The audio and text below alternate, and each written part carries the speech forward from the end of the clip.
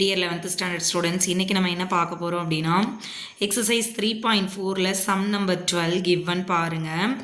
Prove that sin 75 degree minus sin 15 degree is equal to cos 105 degree plus cos 15 degree அப்படின்னு prove பண்ண சொல்லியிருக்காங்க. சரிங்களா? இப்போ இதை நீங்கள் ரெண்டு மெத்தடில் போடலாம்.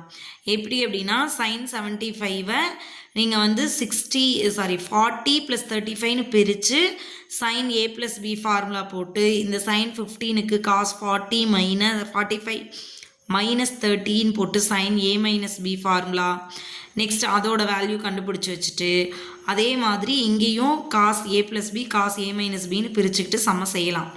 ஸோ அது ஒரு பெரிய ப்ராசஸாக இருக்கும். பட் அதில் செஞ்சாலும் ஆன்சர் கரெக்டாக தான் வரும்.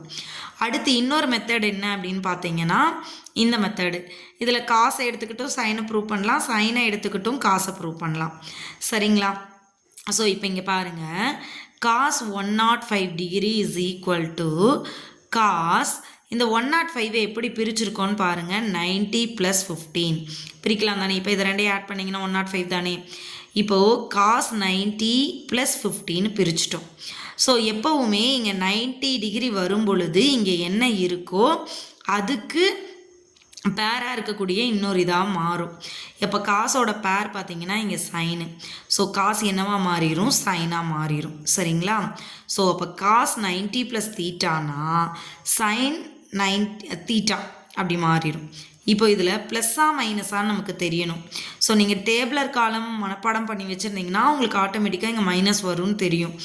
நாங்கள் இன்னும் டேப்லர் காலமே மனப்பாடம் பண்ணல. ஸோ ப்ளஸ் வருமா மைனஸ் வருமானு கன்ஃபியூசனாக இருக்குது அப்படின்னு நினச்சிங்கன்னா இந்த விஷயத்தை ஞாபகம் வச்சுக்கோங்க. ஆல் சில்வர் டீ கப்ஸ் இப்படி ஞாபகம் வச்சுருப்பீங்க இல்லையா? ஸோ ஆல் அப்படின்னா எல்லா தீட்டாமே ட்ரிக்னாமெட்ரிக் ரேஷியோஸுமே ஃபஸ்ட்டு குவாட்ரண்ட்டில் பாசிட்டிவ். சரிங்களா? அடுத்து சில்வர்னா சைனும் சைனோட ரெசிப்ரோக்கல் கொசிக்கணும்.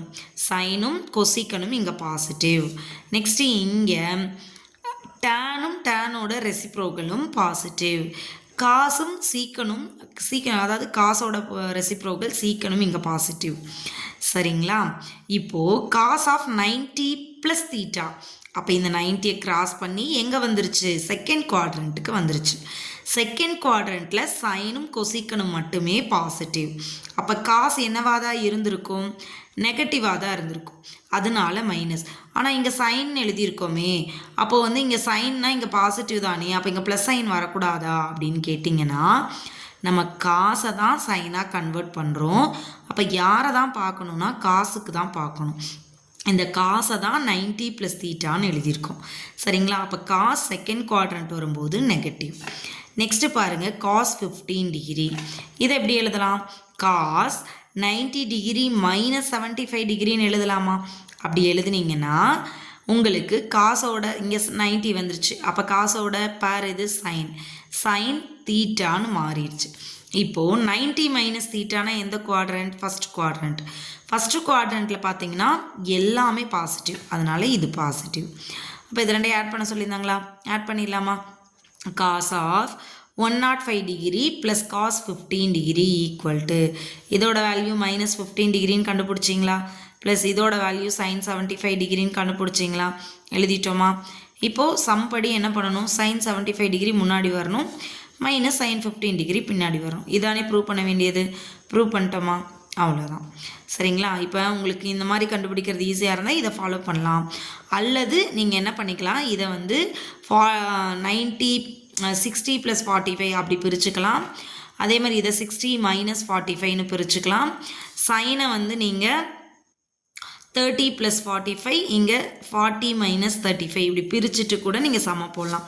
ஸோ எந்த மெத்தடில் போட்டிங்கனாலும் ஆன்சர் கிடைக்கும். பட் இது ரொம்ப ஈஸியான மெத்தடு. Thank you students.